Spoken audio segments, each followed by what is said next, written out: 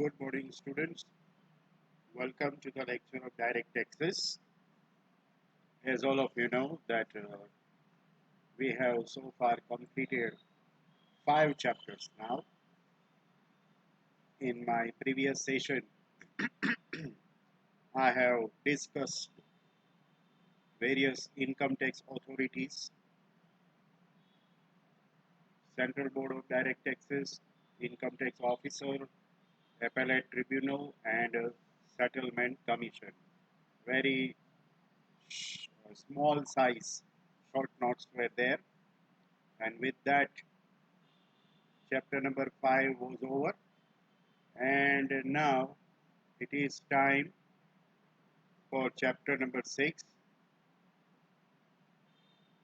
You just give the heading of chapter number 6, residential status of an assessee. This is a practical chapter, remember. 14 marks example પૂછાય છે અને એના માટે આપણે એના પ્રોવિઝન્સ પણ લેવાના થશે. એ આપણે આજના સેશનમાં લઈ રહ્યા છીએ. પ્રોવિઝન્સ બહુ વધારે નથી. Okay, first of all, we need to understand what is residential status and why it is so important to know the residential status. Residential status of a person or of an assessee is શું છે? Why it is so important?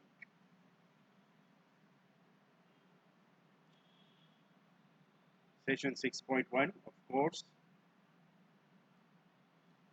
See, કોઈ પણ person હોય એને ઇન્ડિયામાંથી પણ income થતી હોય અને ફોરેન કન્ટ્રીમાંથી પણ ઇન્કમ થતી હોય એવું બની શકે. Am I right? A person may be receiving his or her income from India or from outside India or from both Indian income and foreign income, both. બરાબર, રૂપીઝમાં પણ ઇન્કમ થતી હોઈ શકે અને અધર દેન રૂપી કરન્સી ડોલરમાં, પાઉન્ડમાં, યુરોમાં પણ એની ઇન્કમ થતી હોઈ શકે. હવે જ્યારે મલ્ટિપલ કન્ટ્રીઝમાંથી ઇન્કમ થતી હોય, at that time very important question arises: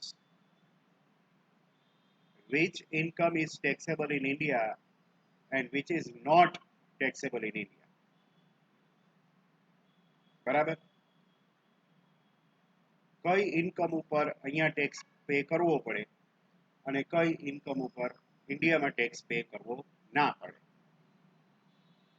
એટલે તમે એમ કહેશો કે sir it is very simple, ઇન્ડિયામાં જે ઇન્કમ થતી હોય એના ઉપર ઇન્ડિયામાં આપણે ઇન્કમ ટેક્સ પે કરવાનો અને ફોરેનમાં જે ઇન્કમ થાય એના ઉપર ફોરેનમાં ટેક્સ પે કરી દેવાનો. એના માટે આવડું મોટું લાંબુ ચેપ્ટર ભણવાની શું જરૂર છે? It is so easy. But my dear students, it is not so.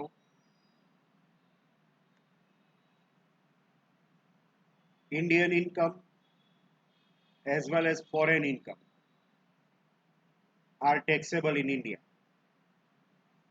કોઈ પણ ઇન્ડિયન હોય અને ઇન્ડિયામાંથી જે કઈ ઇન્કમ થતી હોય એ અને ફોરેનમાંથી જે ઇન્કમ ઇન્ડિયામાં આવતી હોય એ બે ઉપર ટેક્સ પે કરવો પડે. So whether a particular income is taxable in India or not,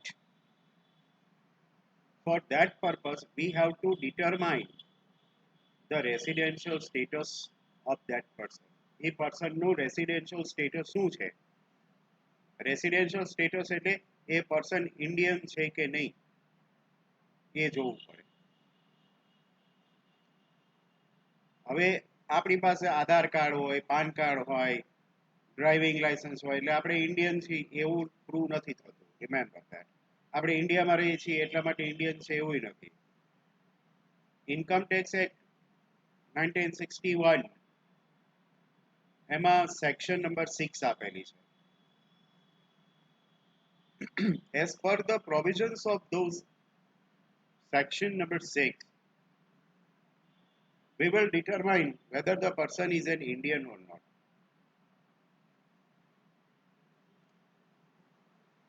કોઈ પણ પર્સનનું રેસિડેન્શિયલ સ્ટેટસ હોય, it is divided into 3 categories.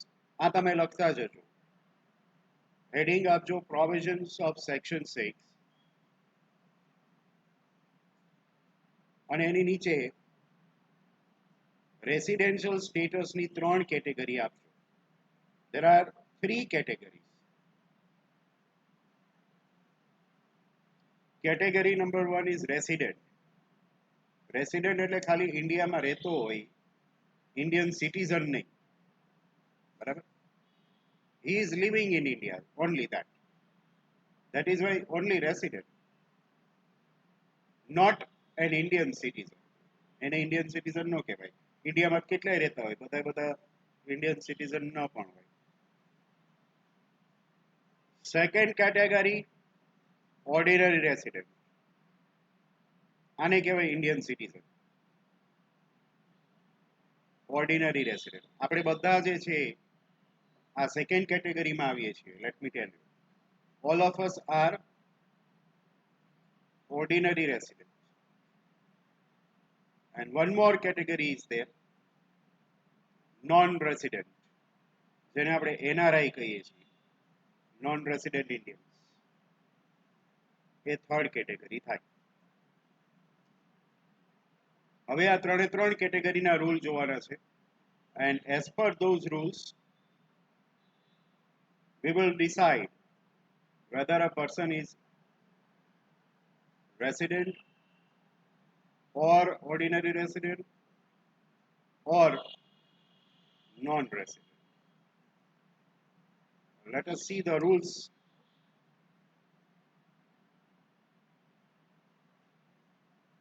Resident.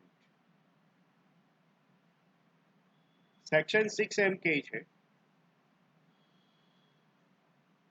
કે જો કોઈ પર્સન નીચેની કન્ડિશન્સ ફોલો કરતું હોય તો એ રેસિડેન્ટ કહેવાય. અને એમાં એવું લખેલું છે, જો વાંચો. If a person satisfies any of the following conditions. Any એટલે નોટ ઓલ, એમાંની કોઈ પણ એક. નીચે 2 કન્ડિશન આપેલી છે, આના પછીની સ્લાઇડમાં આવશે. એ 2 માંથી કોઈ પણ એક કન્ડિશન ફોલો થતી હોય એટલે એ પર્સન રેસિડેન્ટ કહેવાય. આઈધર ઓર છે, both are not compulsory, any one. Let us refer the conditions. આ રીતે છે. લેફ્ટ હેન્ડ સાઈડની કન્ડિશન પહેલા રીડ કરીએ.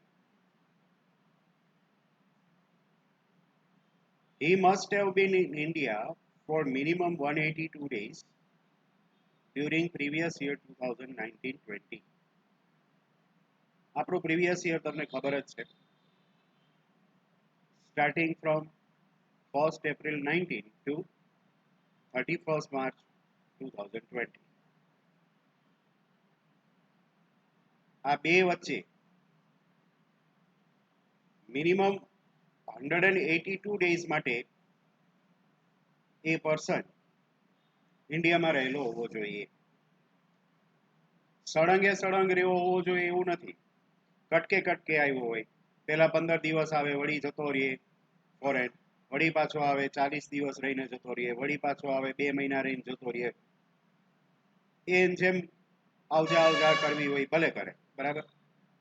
પણ આખા વર્ષમાં એના ટોટલ 182 ડેઝ થઈ જવા જોઈએ. આ એક કન્ડિશન થઈ. હવે એની ઓરમાં જુઓ. ઓર એટલે right hand side. Right hand side 2 condition આપી છે, 2 કન્ડિશન વચ્ચે મેં અહીંયા એન્ડ લખેલું છે. એટલે બે કન્ડિશન ફોલો થવી જોઈએ જો ઓર વાળી લેવી હોય તો બે ફૂલફિલ થવી જોઈએ બે માંથી એક થાય એક નહીં થાય તો નહીં ચાલે આર યુ અન્ડરસ્ટેન્ડિંગ એમાં પહેલી કન્ડિશન જુઓ he must have been in India for minimum 60 days during previous year 1920 last year એટલે 1920 માં એનો ઇન્ડિયામાં સ્ટે મિનિમમ 60 ડેઝ નો થવો જોઈએ and number 2 he must have been in India for minimum 365 days during 4 years before previous year 1920 previous year ની પહેલાના 4 વર્ષ before previous year 2019-20 એટલે અહીંયા 1920 સેકન્ડ કન્ડિશનમાં નહીં લઈ આવવાનું 1920 ની આગળના 4 વર્ષ એટલે કયા કયા થાય 18-19 17-18 16-17 અને 15-16 આ 4 વર્ષમાં એના ટોટલ 365 ડેઝ ઇન્ડિયામાં થઈ જતા હોવા જોઈએ આ બે કન્ડિશન પ્રીવિયસ યરમાં 60 ડેઝ અને એની આગળના 4 વર્ષમાં 365 ડેઝ જો આ બે કન્ડિશન ફોલો થઈ જાય તો પણ એ પર્સન રેસિડેન્ટ જ છે હવે તમે કહો કે માની લો આમાં 60 ડેઝ વાળી કન્ડિશન ફોલો થાય છે પણ 365 ડેઝ વાળી નથી થતી તો નો ચાલે ક્યાં તમે ખાલી આ એક જ રાખો 182 ડેઝ ક્યાં એ કન્ડિશન ફોલો થતી હોય તો રેસિડેન્ટ પણ ઓરમાં જાઓ તો આ બે કમ્પલસરી ફોલો થવી જોઈએ તો જ એ રેસિડેન્ટ છે આ વાત થઈ ફર્સ્ટ કેટેગરી હવે સેકન્ડ કેટેગરી ઓર્ડિનરી રેસિડેન્ટ કે જેમાં આપણે બધા આવીએ છીએ આજે પહેલી વાર તમને ખબર પડશે કે આપણે બધા ઇન્ડિયન શું કામ છીએ we are Indians not because we are born in India બરાબર ઘણા એમ કહેતા હોય કે આપણો જન્મ ભારતમાં થયો છે અથવા આપણો જન્મ ઇન્ડિયન ફેમિલીમાં થયો છે એટલે આપણે ઇન્ડિયન છે એ બધું આજે ખોટું પ્રૂવ થશે કારણ કે આ સ્લાઇડમાં શું લખેલું છે વાંચો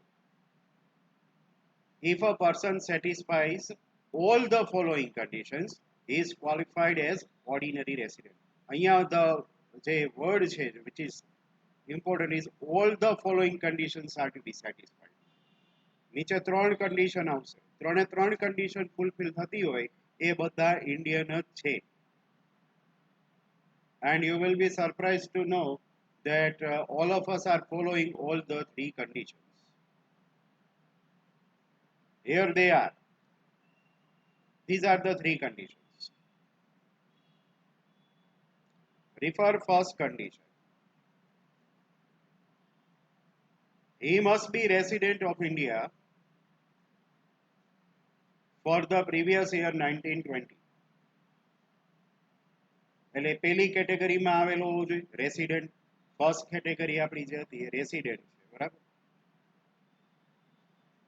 તો એ રેસિડેન્ટ તો હોવો જ જોઈએ as per the first condition માની લો કોઈ પર્સન રેસિડેન્ટમાં નથી આવતો તો એ અહીંયા સુધી આવે જ નહીં પહેલેથી જ નીકળી ગયો પહેલા રાઉન્ડમાં આવે તો બીજા રાઉન્ડમાં આવે પહેલા રાઉન્ડમાં ડિસ્ક્વોલિફાઈ થઈ જાય એ બીજા રાઉન્ડમાં આવે નહીં first condition he should be qualified for the first category he should be resident right second condition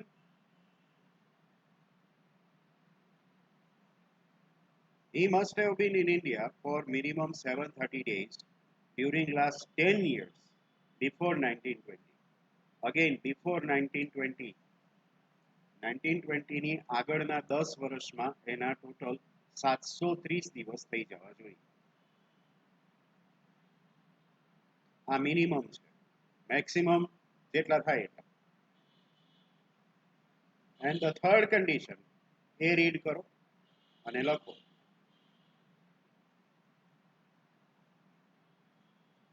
He must have been in India for minimum 730 days during last 7 years before 1920. 1920 ની આગળના 7 વર્ષ અને 730 દિવસ થઈ જવા જોઈએ. આ ત્રણ કમ્પલસરી કન્ડિશન છે. એટલે 3 માંથી એક ફોલો થતી હોય, બીજી ફોલો ન થતી હોય તો બી નો ચાલે, તો બી ચાલશે નહીં. બરાબર. 10 વર્ષમાં 730 દિવસ વાળી કન્ડિશન ગણાઈને ફૂલફિલ થઈ જાય. 10 વર્ષનો ટોટલ કરો તો 730 થઈ જાય. પણ 7 વર્ષમાં 730 નો બી થાય તો એ પર્સન અહીં ત્રીજી કન્ડિશનમાં નીકળી જાય, ડિસ્ક્વોલિફાય થઈ જાય. એટલે પહેલી કેટેગરીમાં આવી જાય, બીજી કેટેગરીમાં ન આવે. એટલે રેસિડેન્ટ છે પણ ઓર્ડિનરી રેસિડેન્ટ નથી. To be the ordinary resident, one must fulfill these 3 conditions compulsory.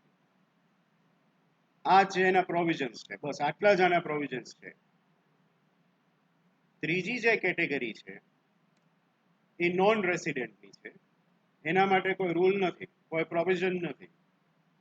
Obvious છે, the person who is not resident is obviously non resident. જે રેસિડેન્ટ નથી નોન રેસિડેન્ટ કહેવાય. એટલે જે પર્સન ફર્સ્ટ કેટેગરીમાંથી નીકળી જાય ત્યાં ડિસ્ક્વોલિફાય થઈ જાય, એ ડાયરેક્ટ થર્ડ કેટેગરીમાં આવી જાય, નોન રેસિડેન્ટ. That's it. એટલે જો એક્ઝામમાં તમને આ શોર્ટ નોટ પૂછાય થિયરીના ફોર્મમાં તો અહીંયા આગળ આવીને પૂરું. આ રૂલ્સ રેસિડેન્ટની કન્ડિશન, નોન રેસિડેન્ટની કન્ડિશન, સોરી રેસિડેન્ટની કન્ડિશન, ઓર્ડિનરી રેસિડેન્ટની કન્ડિશન અને નોન રેસિડેન્ટના સેન્ટેન્સ અહીંયા આગળ આવી અને એની શોર્ટ નોટ પૂરી થઈ જાય. And I suppose that all of you must have remembered all these conditions. તમને બધાને આ કન્ડિશન રેસિડેન્ટની, ઓર્ડિનરી રેસિડેન્ટની બે યાદ રહી જ ગઈ છે. રેસિડેન્ટ માટે આઈધર ઓર છે, પણ ઓર કરો તો બે કન્ડિશન લેવી પડે, બે કન્ડિશન ફૂલફિલ થવી જોઈએ. અને ઓર્ડિનરી રેસિડેન્ટ હોય તો એમાં 3 કન્ડિશન્સ જે છે એ ફૂલફિલ થવી જોઈએ. આપણે આ કરીએ છીએ 3 conditions. That is why we are ordinary residents. That is why we are Indians. Right? તો આ ચેપ્ટર આખું આ કન્ડિશન્સ ઉપર જ છે. અને જે સમ્સ આવે છે એ બધા આ કન્ડિશન્સ ઉપરથી જ આપણે કેલ્ક્યુલેટ કરવાના છે. What I want to say is that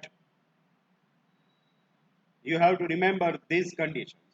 આ ચેપ્ટરના પ્રોવિઝન્સ આટલા જ છે. આ કન્ડિશન્સ જે આપણે લખીએ છીએ અને બધા સમમાં આ બધી કન્ડિશન્સ આપણે લખવાની જ છે, આપણે લખવાના જ છીએ. એટલે ઓટોમેટિક 2-3 સમ કરશો ત્યાં તો તમને કન્ડિશન્સ બધી યાદ રહી જશે. નંબર ઓફ ડેઝ કાઉન્ટ કરતા જશું અને જોતા જશું કે આ ભાઈ જે છે આ કન્ડિશન ફૂલફિલ કરે છે, નથી કરતા, શું છે. રાઈટ. તો આજના લેક્ચરમાં આપણે ચેપ્ટર નંબર 6 ના પ્રોવિઝન્સ જોયા. આવતા લેક્ચરથી આપણે રેસિડેન્શિયલ સ્ટેટસના સમ્સ જોવાના છીએ. ત્યાં સુધીમાં તમે બધા કન્ડિશન્સ પાકી કરી રાખજો. એટલે સમ ચાલુ કરીએ ત્યારે આપણી પોતાની કન્ડિશન જે છે એ સારી રહે. બરાબર. See you all in the next lecture with the practical sums of residential status. With this, I conclude session number 6.1 and I will meet you again in session number 6.2. Goodbye all of you.